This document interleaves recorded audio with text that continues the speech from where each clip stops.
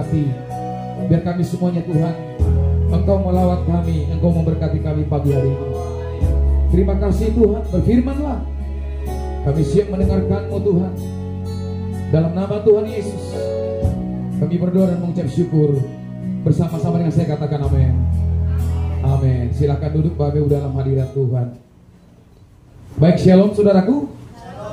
Apa kabar? Luar biasa. Baik, pagi hari ini saya bersyukur kepada Tuhan, dan saya juga mengucapkan terima kasih buat Bapak Ibu semua yang pagi hari ini datang berjuang ke tempat ini, ke gereja untuk beribadah kepada Tuhan. Kita datang ke tempat ini karena kita hari ini memperingati kenaikan Tuhan Yesus ke surga. Amin. Amin. Saudara dan saya pasti berjuang, dan saya ucapkan terima kasih kepada Bapak Ibu yang masih memberikan hati dan pikirannya untuk pelayanan tempat ini. Dan saya bersyukur kalau setiap sebelum ibadah gereja kita sudah bersih, ditata dengan rapi, dengan baik. Artinya kita punya planning bahwa pada saat ibadah kita rindu dilawat oleh Tuhan. Ya, terima kasih ya. Apa yang sudah Tuhan, apa yang saudara sudah tabur, saya percaya saudara pasti akan menuai, karena apa yang kita lakukan hari ini adalah untuk kemuliaan Tuhan, bukan untuk mencari supaya saya dibilang hebat, supaya saya dibilang orang yang rajin beribadah, bukan. Tapi kita melakukan semuanya ini untuk kemuliaan bagi nama Tuhan. Amin. Sebab hidup kita, saudaraku, ya tidak ada yang lain, semuanya hanya untuk Tuhan dan hanya untuk Tuhan saja. Amin. Nah, saudara yang dikasihi oleh Tuhan, pagi hari ini kita memperingati kenaikan Tuhan Yesus ke surga. Saudaraku, pribadi Tuhan Yesus pribadi yang luar biasa. Selalu saya katakan, agama boleh banyak, ya, nabi boleh banyak, Tuhan boleh banyak, tetapi kita harus ingat bahwa hanya satu juru selamat yang ada di dunia ini, dan hanya Yesus, saudaraku, salah satu Tuhan, dan hanya Dia Tuhan yang datang dari surga ke bumi ini, dan Dia kembali ke surga. Hanya Dia, tidak ada yang lain. Karena Dia memang Tuhan. Sebab Dia Allah itu sendiri, dan Dia tidak pernah kita angkat menjadi Tuhan. Bahkan sebelum Dia menjadi manusia, dari sananya Dia sudah Tuhan. Sebelum Dia menciptakan bumi ini, dari sananya Dia sudah Allah itu sendiri. Amin. Nah, saudara kasih Tuhan, mari kita buka Alkitab kita masing-masing dalam Injil Lukas pasal 24 ayat 50 sampai 51. Karena di dua ayat saya mengundang saudara-saudara semua bangkit berdiri. Kita menghormati firman Tuhan, kita baca kedua ayat ini dalam kitab Injil Lukas pasal 24 ayat 50 sampai ayat 51. Mari bangkit berdiri bersama-sama, kita baca dari hitungan 1, 2, 3 ya. Lalu Yesus membawa mereka keluar kota sampai dekat Betania. Di situ Ia mengangkat tangannya dan memberkati mereka. Dan ketika Ia sedang memberkati mereka, Ia berpisah dari mereka dan terangkat ke surga. Amin. Ada kata terangkat ke surga. Silakan duduk saudaraku yang di situ. Setelah Yesus disalibkan, ya, kemudian Dia dikubur, dan itu membuktikan bahwa Dia benar-benar mati kemanusiaannya.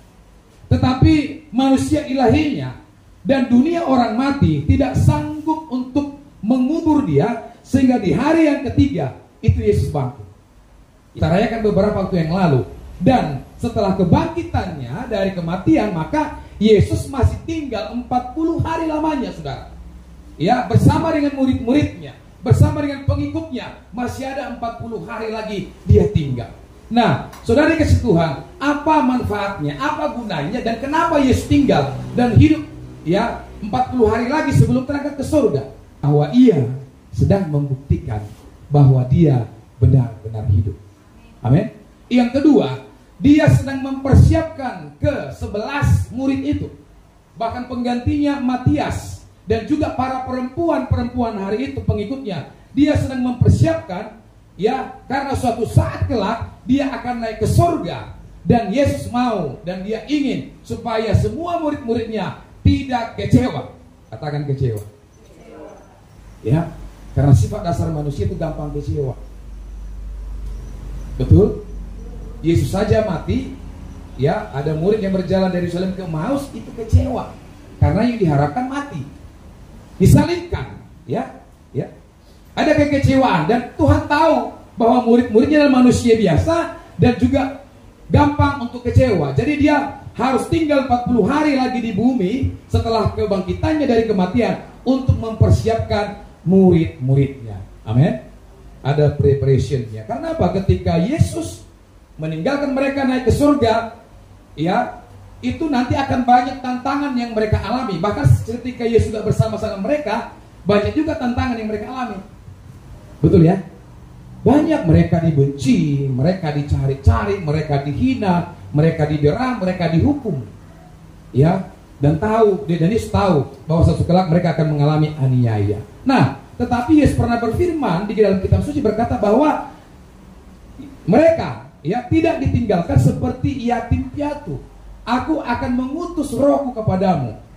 Ya, di dalam Yohanes pasal 16. Mengutus Rohku, itulah yang menjadi penghibur, penolong bagi para murid-muridnya, bahkan bagi setiap orang yang percaya. Kenaikan Tuhan Yesus membuktikan bahwa Dia adalah Allah sejati, bahwa Dia Tuhan yang benar-benar adalah Tuhan. Nah, kemudian dalam Kisah Rasul pasal yang pertama ayat ke-10, ketika mereka sedang menatap ke langit, ya, waktu Ia naik itu, tiba-tiba berdirilah 2 orang yang berpakaian putih dekat mereka dan berkata kepada mereka, "Hai orang-orang Galilea, ya, mengapa kamu berdiri melihat ke langit? Yesus ini yang berangkat ke surga meninggalkan kamu akan datang kembali." Seperti apa? Dengan cara yang sama seperti kamu melihat Dia naik ke surga.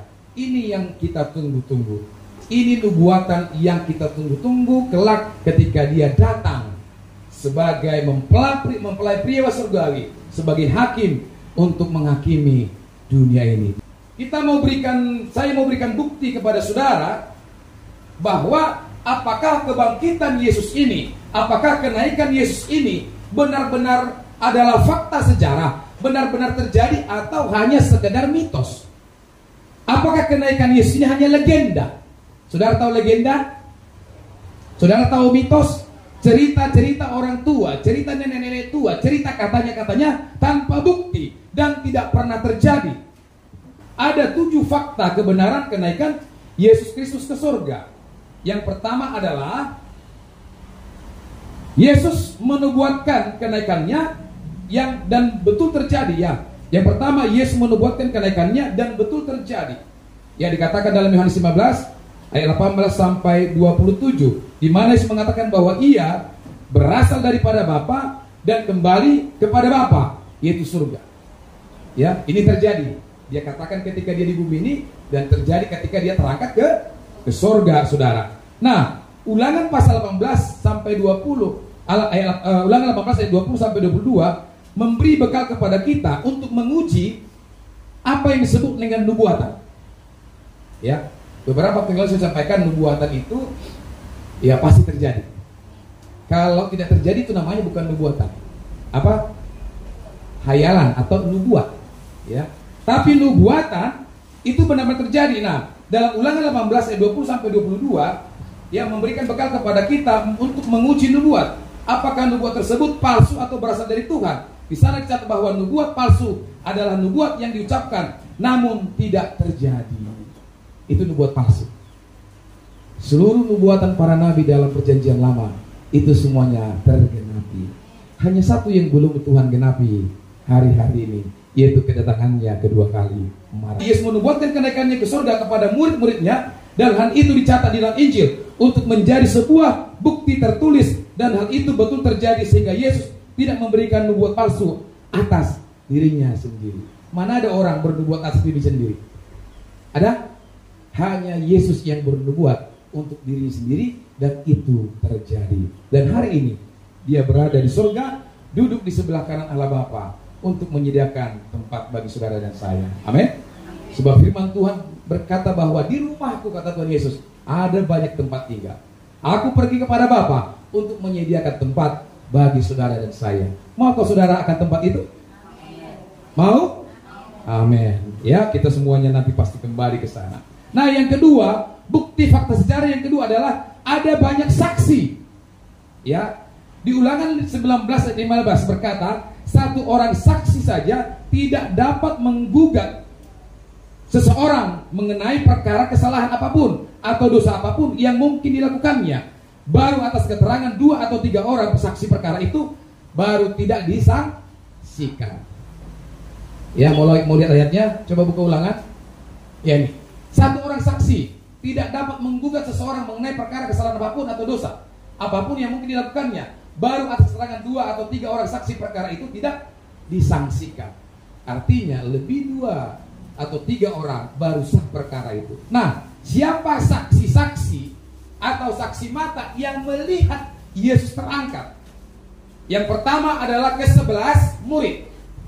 Kenapa saya katakan 11? Karena Yudas sudah innalillahi wa innalillahi rojiun. Oleh karena dosanya dia sudah mati. Nah, para muridnya menyaksikan di Betania. Betania ini dekat dengan Yerusalem. 1 hari Sabat perjalanan, berarti 1 hari Sabat itu 2000 yard atau sama dengan 1828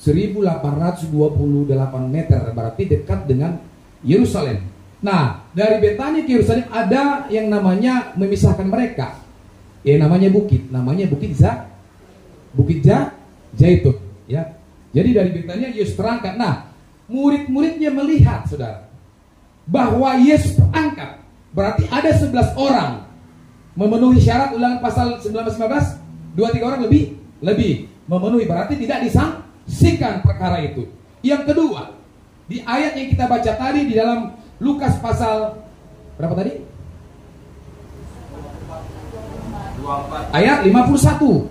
Ya, bukan Lukas, Yohanes, Kisah Rasul. Ya, Kisah Rasul bahwa ada malaikat yang berkata-kata kepada murid-muridnya, Yesus yang terangkat ke surga ini, yang kamu lihat akan datang kembali. Ada saksi 2 malaikat.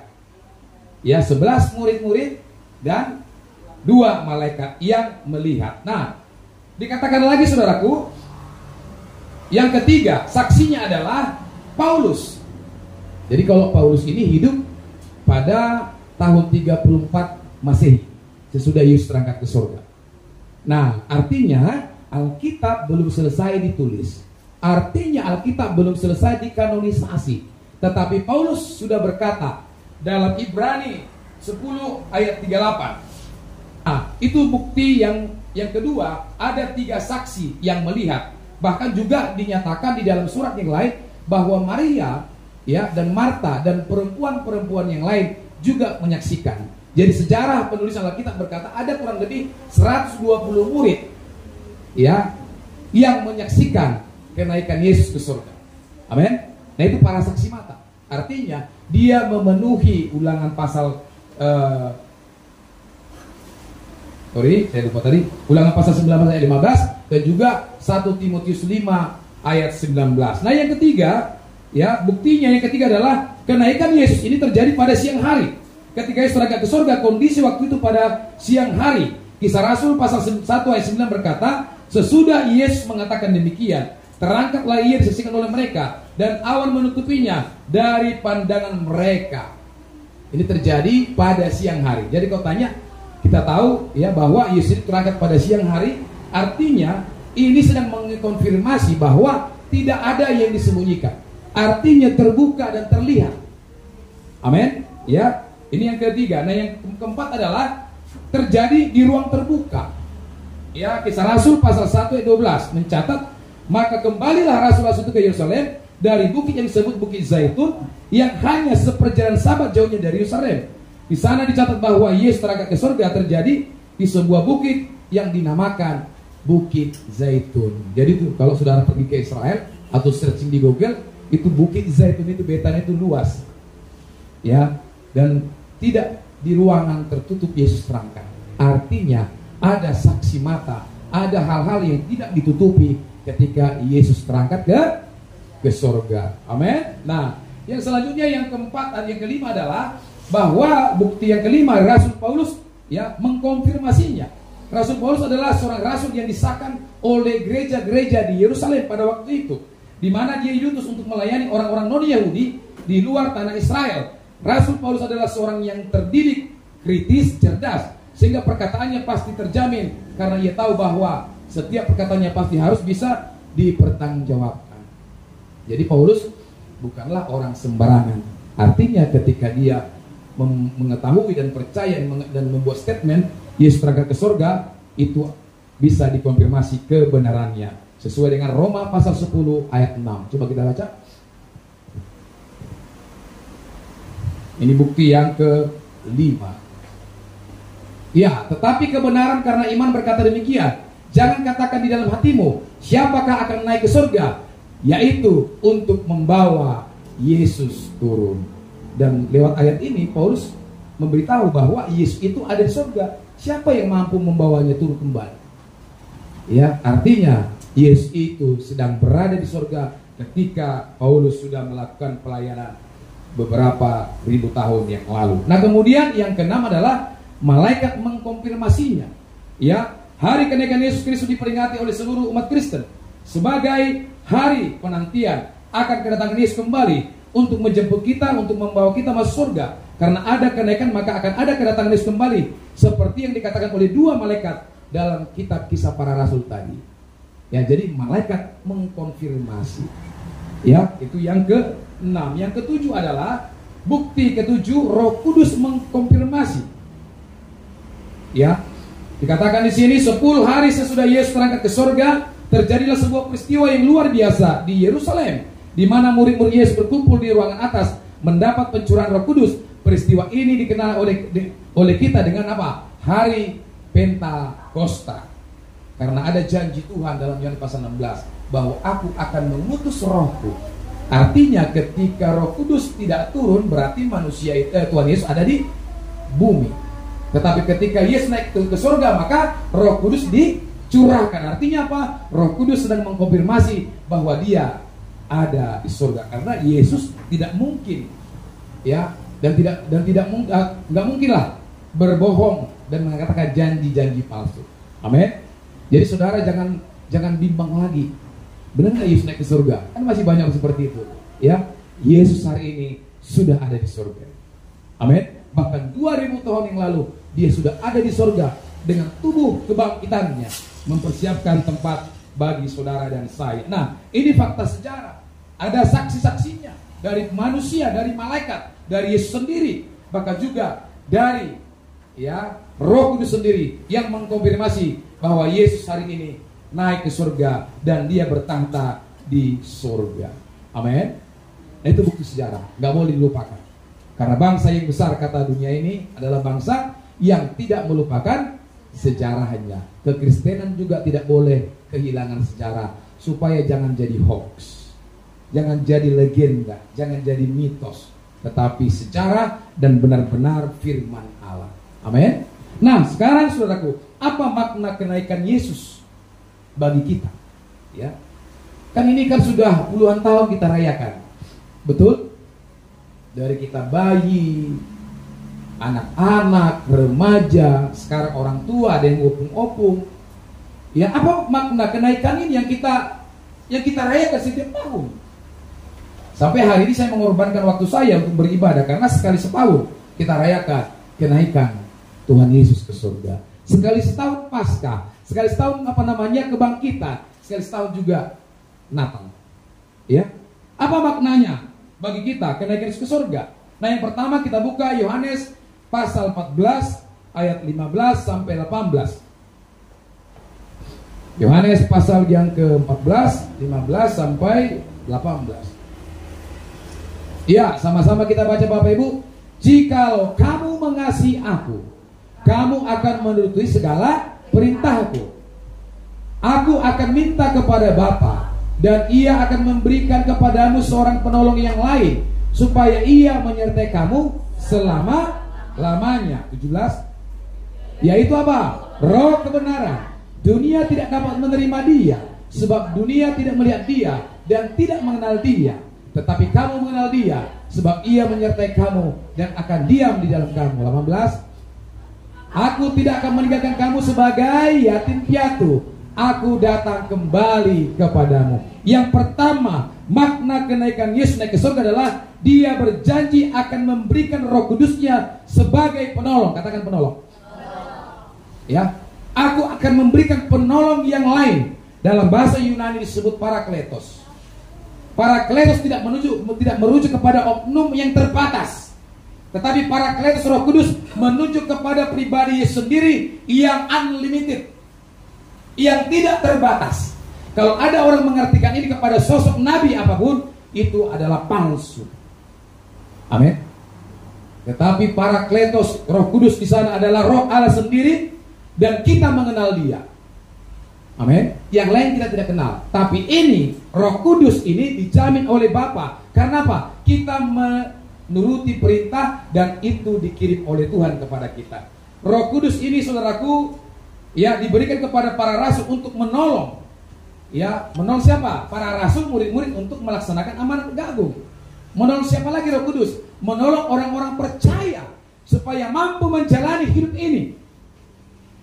Ada banyak orang tidak mampu menjalani hidup ini. Saya yakin dia belum menerima Roh Kudus. Karena tidak mungkin orang yang terima Roh Kudus itu, saudaraku, lemah. Tidak mungkin orang yang menerima Roh Kudus itu letoi, tidak bergairah.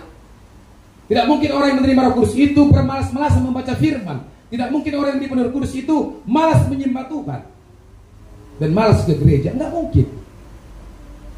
Amin. Dan orang yang dipenuhi Roh Kudus tidak termakan situasi kondisi apapun, dia tetap berdiri, dia tetap tegak dan menyatakan bahwa Yesus adalah Tuhan. Amin. Orang yang belum berani menyatakan Yesus adalah Tuhan, hati-hati. Ya, orang yang belum berani menyatakan Yesus itu adalah Tuhan, Allah yang Esa, saudara belum dipenuhi Roh Kudus. Ya, saya punya teman kemarin cerita tentang Alkitab. Karena saya berteman dengan dia di TikTok dan dia lihat status-status saya. Abang pendeta ya? Iya. Ya. Abang percaya Yesus Tuhan? Ya, saya percaya Yesus Tuhan. Emang kenapa? Mau saya buktikan? Ya. Orang ini perlu aku harus berani menyatakan Yesus itu adalah Tuhan.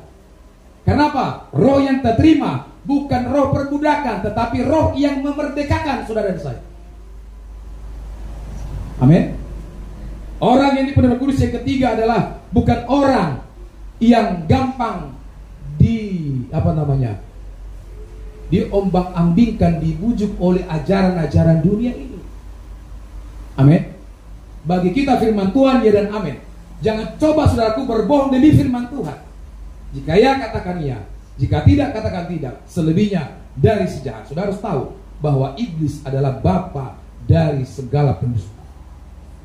Amin. Jadi orang yang dipenuhi Roh Kudus tidak gampang didustai oleh si iblis. Ya, dia akan mempertobatkan, menyatakan bahwa Yesus adalah Tuhan. Nah, Roh Kudus ini dikatakan tadi penolong. Ya, penolong. Saya katakan minggu lalu Yesus tidak bersama dengan kita lagi secara fisik. Ya, dia bilang tadi, aku akan datang kepadamu dan tidak meninggalkan kau sebagai yatim piatu. Tahu yatim piatu? Saya baru piatu.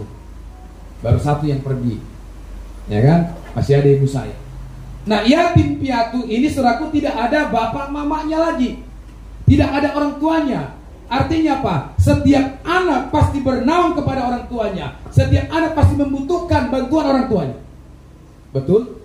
Yang sudah menikah aja pun masih berstatus rindu padamu mama, udah meninggal mamanya. Rindu padamu Pak baru rindu bapaknya. Kenapa? Karena orang tua itu adalah kekuatan bagi anaknya, semangat bagi anaknya, penghiburan bagi anaknya, penolong bagi anaknya. Amin. Jadi Yesus menggambarkan seperti ini, aku tidak tinggalkan kau seperti yatim piatu. Aku datang kembali kepadamu dengan pengutusan rohnya, yaitu Parakletos tadi, Roh Kudus tadi. Amin. Jadi hari-hari ini saudaraku, dalam menghadapi situasi dunia, sistem yang jahat ini, sistem dunia yang amburadul ini, yang akan melemahkan iman saudara, dipakai dari berbagai bidang saudaraku, mungkin dari suami, istri, ekonomi. Jangan sampai kita terlena. Ada Roh Kudus yang siap menolong saudara dan saya. Amin. Ini menjadi doa bagi kita di kekristenan.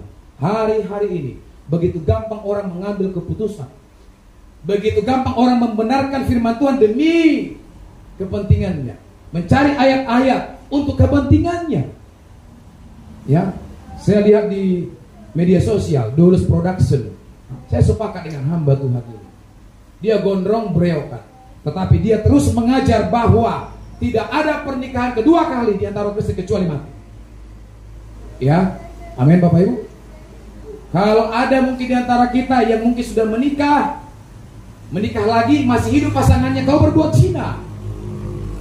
Ya, gak ada tawar menawar dengan firman Tuhan. Jangan cari pembenaran. Ya, banyak pendeta yang menikahkan orang masih hidup pasangannya. Ya, banyak orang minta cerai, istri minta cerai, suami minta cerai karena apa? Hal-hal yang sepele. Dan menikah lagi. Menikah lagi bukan solusi, ribut juga.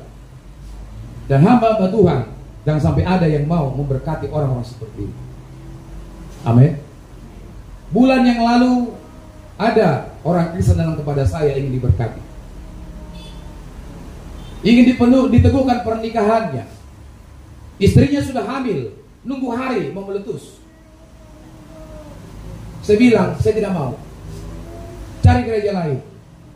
Yang kedua, tunggu lahir baru salahin Anda. Ya, dari awal dasarnya kita harus benar. Orang lain bilang begini, apakah itu tidak menolong gereja? Ya, gereja hadir untuk menolong, tapi tunggu dulu, ada prosesnya. Amin. Gereja kita tidak mau dicap gereja yang suka-suka tentang firman Tuhan untuk kepentingannya. Dikasih uang selesai perkara, hanya untuk selembar kertas peneguhan pernikahan.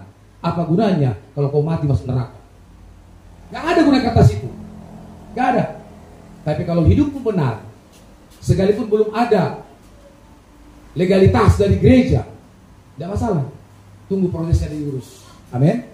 Jangan karena kasihan istrinya sudah mau pulsing ini, sudah mau melahirkan, kulayani supaya nanti keluar BPJS-nya, keluar kartu keluarganya. No.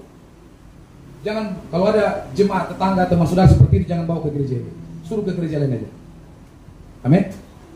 Ya, apalagi kita tahu istrinya masih hidup, suaminya masih hidup, minta diberkati. Oh enggak. Kita punya proses di tempat ini. Amin. Hidup kita harus hidup yang berdasarkan Roh Kudus, yaitu kebenaran Allah. Amin. Kalau punya masalah, panggil Roh Kudus. Ya, kalau punya persoalan, panggil Roh Kudus. Ya, aku heran kadang-kadang lihat orang Kristen, sudahlah hidupnya susah, malas ke gereja, ditanya firman Tuhan gak ngerti, malas berdoa, miskin lagi, hitam lagi. Sekarang saya mikir, apa sih gunanya dia hidup di dunia ini gitu loh? Iya kan? Orang-orang yang kaya ini mencari Tuhan. Coba kita bikin renungkan. Ya coba kita kantong-kantong Kristen, lokasinya gitu. Malas ke gereja, malas berdoa, malas kebaktian, malas menyembah Tuhan. Sudahlah susah hidupnya. Harusnya kan kalau susah mencari Tuhan, supaya hidupnya berubah. Paradigmanya diubahkan Tuhan. Roma 12 ayat 2 terjadi. Roh Kudus penuhi dia dengan hikmat, ditolong oleh Roh Kudus, diberikan pekerjaan, pemahaman tentang Tuhan berbeda, dan dia kemudian diangkat Tuhan. Perhatikan anak yang hilang. Ketika anak yang hilang kembali ke bapaknya, apa yang saudara baca dalam firman Tuhan?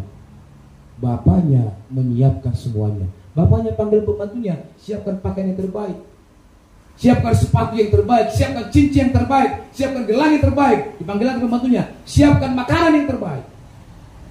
Kalau orang Kristen kembali kepada Bapa dengan sungguh-sungguh, pasti akan diberkati Tuhan. Itu pasti. Gak mudah-mudahan itu. Ya, orang tahu datang kepada Tuhan diberkati, tapi susah datang kepada Tuhan. Ya, saya lihat kedai-kedai yang ada karaoke-nya. Kalau berjoget begini, Bapak, kayak nggak ada yang kurang. Kita datang ke rumahnya, kadang anaknya nggak makan. Tapi kalau di kedai, aduh, nggak ada yang kurang gitu. Tangan di atas, kaki nggak di atas. Iya kan? Iya kan? Coba kita renungkan. Dan saya bangga kepada saudara. Ya, dalam hidup kesusahan ini di dunia ini, banyak penderitaan, saudara masih cari Tuhan. Tuhan bangga kepada kita. Ya, Tuhan bangga saudara. Setialah sampai selamanya. Roh Kudus penolongmu. Walaupun nggak ada makanan di rumah, nggak ada beras, datang ke rumah saya. Yang ada kita bagi. Kalau nggak ada rumah saya, ada rumah Pak Nathanael itu, ada rumah Pak Herbert, ada rumah Pak Golden. Datang saja. Jangan sampai gara-gara makanan saudara tidak datang beribadah. Saudara jangan karena persembahan saudara tidak datang beribadah. Tuhan gak butuh uangmu. Ya, terlalu kaya dia saudara. Uang 100.000 yang kumal itu mau kita banggakan. Tuhan punya segala. Amin. datang beribadah kepada Tuhan. Hatimu kok yang lihat Tuhan, bukan pakaian, bukan dompet, bukan handphonemu, bukan motor, bukan mobilmu, bukan. Yang Tuhan lihat itu adalah hati. Kalau kita lihat saudara kita bersusah-susah payah, sampaikan firman Tuhan. Saya percaya orang yang dipenuhi Roh Kudus mampu membebaskan saudaranya untuk datang kepada Tuhan. Amin. Ya, Roh Kudus itu menjadi penolong bagi kita. Roh Kudus itu menjadi kekuatan bagi kita. Kisah Rasul 1:8. Nah, perhatikan ayat ini Bapak Ibu. Roh Kudus ini penting, saudara. Saya di sini tidak bicara gereja, tapi saya di sini bicara firman. Ya, saya tidak bicara dogma, saya tidak bicara apapun. Saya hanya bicara firman. Kisah Rasul 8 berkata, tetapi kamu akan apa? Menerima kuasa. Kalau kamu tidak menerima kuasa, kalau kamu ketakutan, ini ayatnya, nggak turun Roh Kudus di dalam hidupmu, nggak ada dia di dalam hidupmu. Ya, karena dikatakan kalau kita menerima kuasa, jika Roh Kudus turun ke atas kita dan kita menjadi saksiku. Makanya kenapa orang Kristen tidak mau bersaksi tentang Yesus? Nggak dipenuhi, belum terima kuasa, Roh Kudus belum turun ke atasnya. Iya kan? Ini firman, bukan saya yang berkata ya. Dan kamu akan menjadi saksiku di Yerusalem, bersaksi di keluarga. Yerusalem ini bicara keluarga. Amin.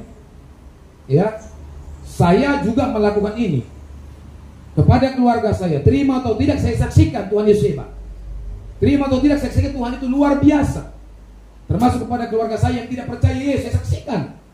Karena apa? Roh Kudus sudah berikan aku roh keberanian untuk bersaksi, menjadi martir bagi siapapun, khususnya bagi keluarga. Amin. Kemudian bersaksi di mana? Seluruh Yudea. Gak mungkin kita, saudaraku, bersaksi di Yudea sebelum di keluarga kita gak berani. Bersaksi kepada mertua hitir-hitir, karena barunya kita beristri.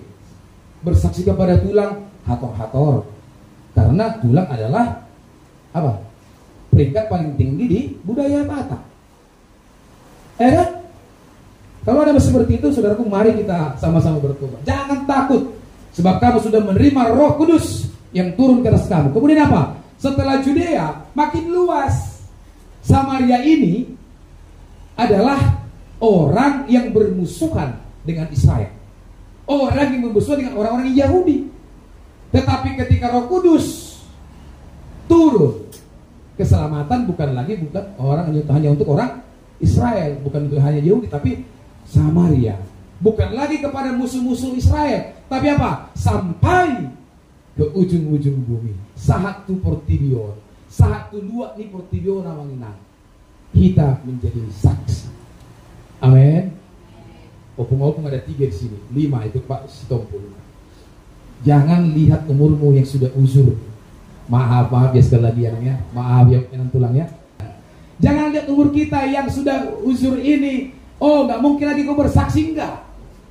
Opung-opung saya di sini, orang tua saya di sini bisa bersaksi kepada cucu, kepada Hela, kepada Parmain, kepada Anggi Boru, kepada Hanggi yang ada di kampung, bisa bersaksi. Ya, bisa. Contoh, kalau sakit, aku dengar ketika Pak Utagalui khotbah, ada kuasa di dalam Yesus. Kau sakit, mari aku berdoa. Itu sudah bersaksi. Soal sembuh atau tidak amangina, itu bukan urusan kita. Yesus yang menyembuhkan. Amin. Ketika Roh Kudus ada di dalam diri kita, memberikan keberanian kepada kita untuk bersaksi, untuk menyatakan keselamatan tahun Yobel itu. Yoel pasal 2, kepada siapa? Kepada semua orang. Hal-hal yang kecil yang konkret. Contoh, ya, orang yang pergi ziarah, nangis-nangis ziarah, bawa makanan minuman sesajen, sampaikan firman Tuhan. Ya, dalam hal ada istiadat, kalau tidak bertentangan dengan firman Tuhan, katakan itu boleh. Tapi kalau itu bertentangan, katakan tidak boleh. Ini ayatnya. Amin. Tapi bagaimana kita menyampaikan hal itu kalau Roh Kudus belum turun ke atas kita?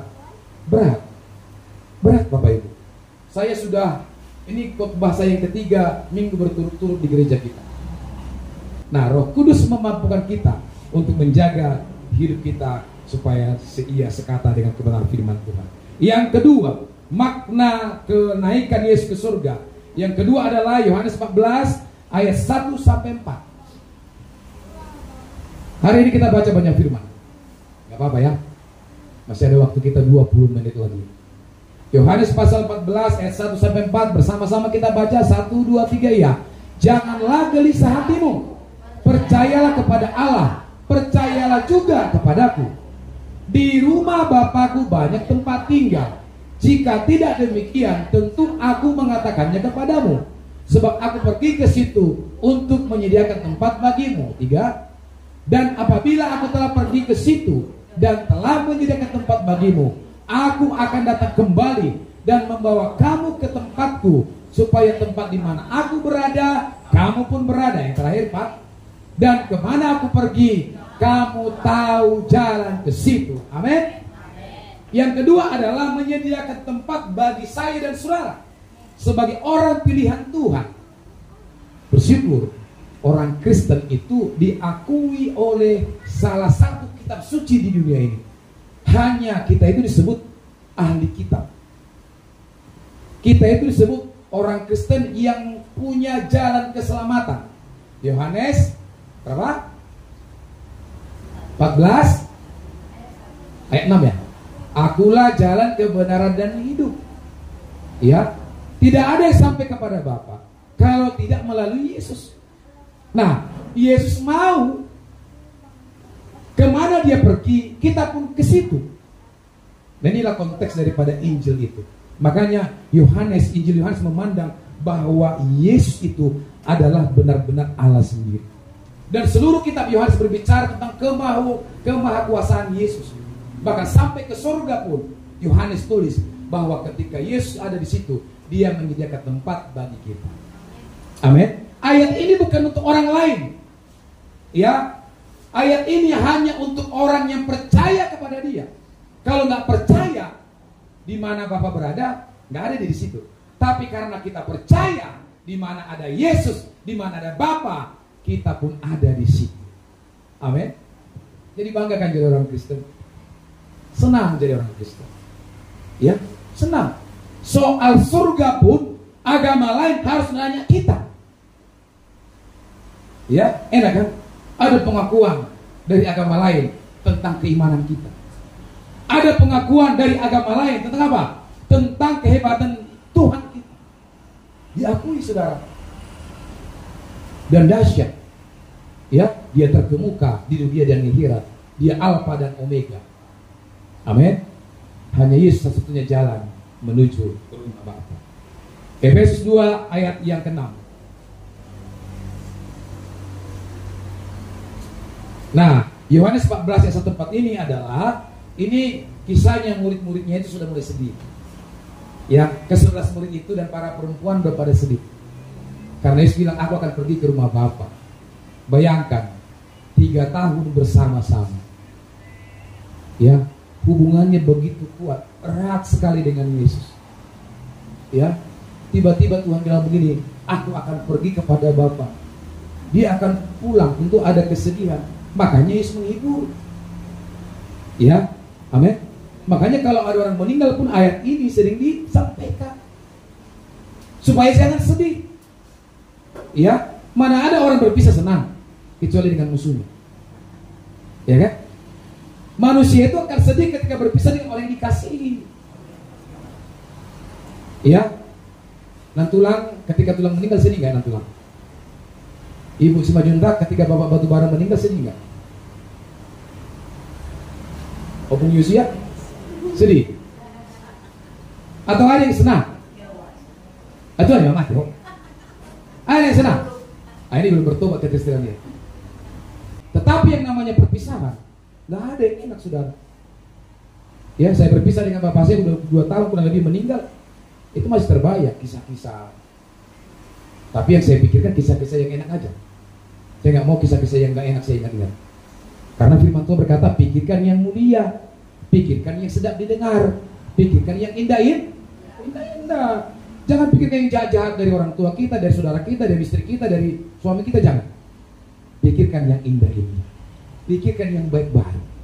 Kalau kita pikirkan yang jahat, maka kita ketemu yang jahat. Minggu yang lalu saya bilang, kalau sudah bicara membaca Alkitab, kalau kita ketemu kesalahan, kita bicara kesalahan, pasti ketemu kesalahan. Tapi kalau kita baca kitab ingin mencari kebenaran, kita akan ketemu kebenaran. Aku pergi ke sana menyediakan tempat bagimu murid-muridku. Jangan nangis. Ya, jangan sedih. Aku akan mengutus rohku kepadamu. Itulah yang menolong engkau. Makanya ketika pencurahan Roh Kudus hari Pentakosta, para murid terima Roh Kudus.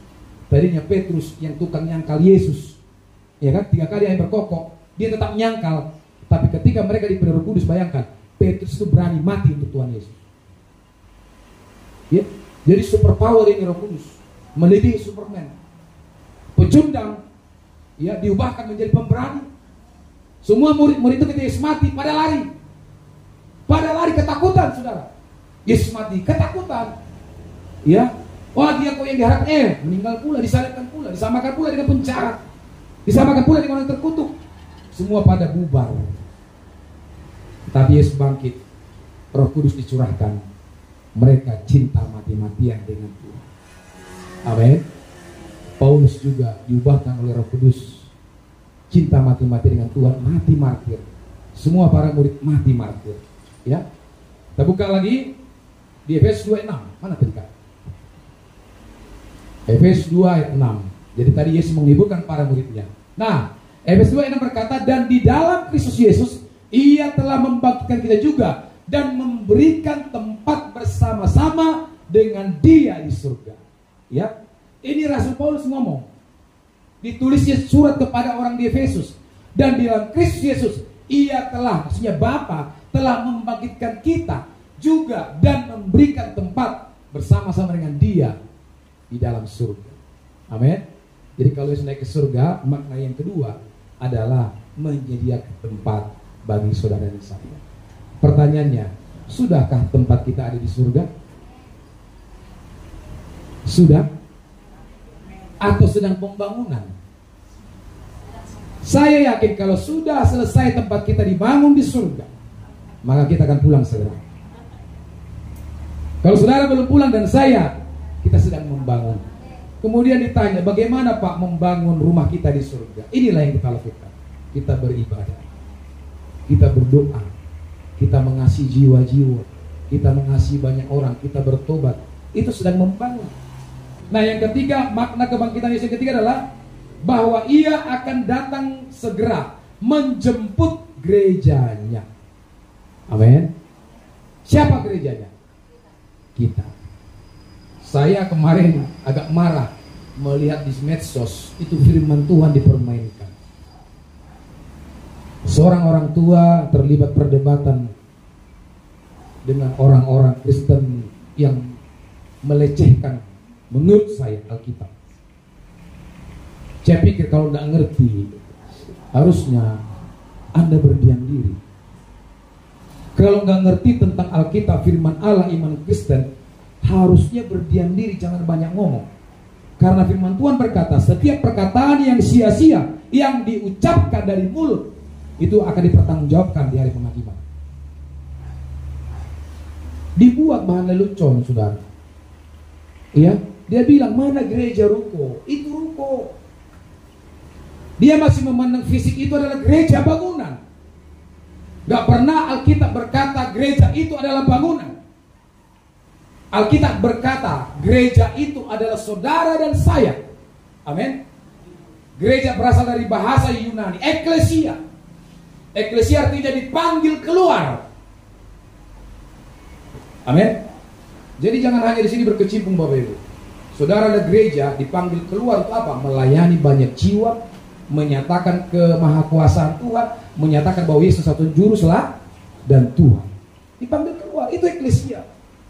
Jadi gereja itu mau dia di ruko, mau dia di sopo, mau dia di tempat manapun, gak ada masalah untuk beribadah. Ini gereja. Makanya orang Kristen kalau ada gerejanya dibakar, dia bersyukur. Ganti gereja baru. Gak usah menangis Bapak Ibu kalau gereja tutup. Dari dulu sebelum nenek moyang lahir pun Tuhan sudah bilang, kau akan dihina oleh karena namaku. Engkau akan menderita penganiayaan oleh karena namaku. Kemarin di Jakarta, orang lagi 2 dibubarin. Ya, saya gak heran. Dulu pun dunia udah benci Yesus. Ya, gak usah cari cari hukum ke pemerintah, gak usah cari pembelaan ke ke pengacara, gak usah. Jadi apa yang kita lakukan Pak Bayu? Doa saja. Tuhan izinkan itu seperti Saulus. Perhatikan, Saulus lebih parah, membunuh banyak orang Kristen. Tapi yang terjadi, dia dipanggil Tuhan menjadi alam. Amin. Jadi kalau ada yang dibakar gereja di video, nggak usah kompor-komporin. Mana nih pemerintah? Mana nih Jokowi? Mana nih? Gak usah. 2000 tahun yang lalu sudah Tuhan ingatkan bahwa kita akan dibenci oleh karena namanya. Jadi kalau saudara belum dibenci dunia ini, cari supaya kau dibenci. Caranya bagaimana Bang Ina? Kabarkan firman sampai kau dibenci. Baru itu orang Kristen. Kalau masih belum dibenci karena kebenaran, kita belum dipenuhi Roh Kudus. Ya, makanya harus melayani. Ya, perhatikan para murid, para rasul sampai mati, dibunuh. Tahu Thomas? Itu diseret-seret sampai mati pakai kereta kuda. Tahu Bartolomeus? Ya, mulai hari ini minta tolong Bapak Ibu, minta tolong. Coba searching di Google itu matinya para martir, para murid. Ada yang enak hidupnya? Ada yang enak? Gak ada. Karena dia bukan dari dunia ini. Yohanes digoreng minyak, dalam minyak, gak mati-mati. Akhirnya apa? Dibuang ke pulau Patmos. Jadi gak enak ikut Tuhan ini. Tapi kalau banyak penderitaan, kalau Roh Kudus ada dalam kita pasti kuat. Apa yang membuat kita kuat? Ini ayatnya. Tinggal bersama-sama dengan Dia di surga. Amin. Ya, hamba Tuhan pernah berkata, untuk apa kita hidup masuk neraka, mati masuk neraka dengan mata yang lengkap. Lebih bagus mati masuk surga dengan mata jasmani sama. Ya kan? Kalau itu bicara keselamatan. Tapi lebih bagus lagi kalau masuk surga lengkap semuanya. Amin. Makanya mulai sekarang ini kita harus bertobat. Saya harus bertobat. Amin. Nah, bahwa Ia akan datang segera menjemput gerejanya. Ini yang ketiga maknanya, Kisah Rasul 1 ayat 10-11. Tadi sudah kita baca juga. Ini perkataan malaikat, dikatakan Yesus ini yang terangkat ke surga meninggalkan kamu, kata malaikat kepada murid-muridnya, akan datang kembali dengan cara yang sama seperti kamu melihat Dia naik ke surga. Amin. Ini kedatangan Tuhan yang kedua kali. Kalau yang pertama masih asik, masih ada kado. Selamat hari Natal, ada kue. Terkadang karena kue Natal orang berbeda di gereja, kan ada begitu. Yang kedua, terkadang gara-gara sambal saat Natal juga bisa ribut di gereja. Nah, nanti kedatangan Tuhan tidak seperti itu lagi.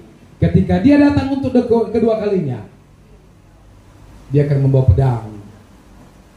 Ya, Dia menjadi hakim. Dan berbahagialah orang yang dijumpai oleh Yesus pada waktu itu. Kita ada di dalam kekudusan, kita ada dalam kebenaran firman Tuhan. Ketika Dia datang, kita semua terangkat. Ketika Dia datang, kita semua masuk dalam perjamuan kawin anak domba Allah. Ya, jangan mau disesatkan. Perjamuan kawin yang saya bilang tadi bukan perjamuan kawin seperti yang kita pikirkan. Amin. Artinya ada pertemuan antara mempelai pria surgawi dengan mempelai wanita surgawi di udara. Jadi kita ketemu dengan Tuhan nanti di udara. Dia datang. Maka orang-orang yang mati dalam Tuhan akan bangkit. Orang-orang yang hidup dalam Tuhan akan terangkat bersama-sama. Amin. Jadi ketika Yesus datang nanti seperti yang katakan malaikat ini, saudaraku, Dia tidak seperti bayi lagi. Firman Tuhan tersebut memberikan pengharapan untuk setiap orang yang percaya bahwa Tuhan Yesus naik ke surga tidak hanya memberikan Roh Kudus-Nya sebagai penolong, menyediakan tempat bagi kita yang percaya kepadanya, tetapi hal yang ketiga adalah bahwa Dia berjanji akan datang untuk menjemput orang yang percaya sebagai mempelai wanitanya. Amin. Amin. Iya kan? Ketika kita dijemput, mari kita setia. Ketika kita dijemput, saudaraku, mari kita seperti 5 wanita yang bijaksana. Ya, kita persiapkan hidup kita. Mulai sekarang, persiapkan hidupmu untuk kekekalan.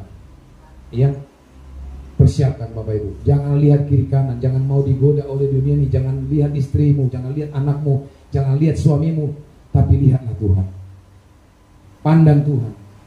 Ya, yang berjanji bahwa ketika dia naik ke surga, ada 3 hal yang diberikan kepada kita. Amin. Supaya kita tidak khawatir lagi, supaya kita tidak kecewa lagi. Dia menyediakan tempat bagi saudara saya, memberi kuasa kepada kita, memberikan Roh Kudusnya, bahkan dia datang sebagai Tuhan dan Juru Selamat ketika nanti datang untuk kedua kalinya. Tuhan Yesus memberkati. Bangkit berdiri.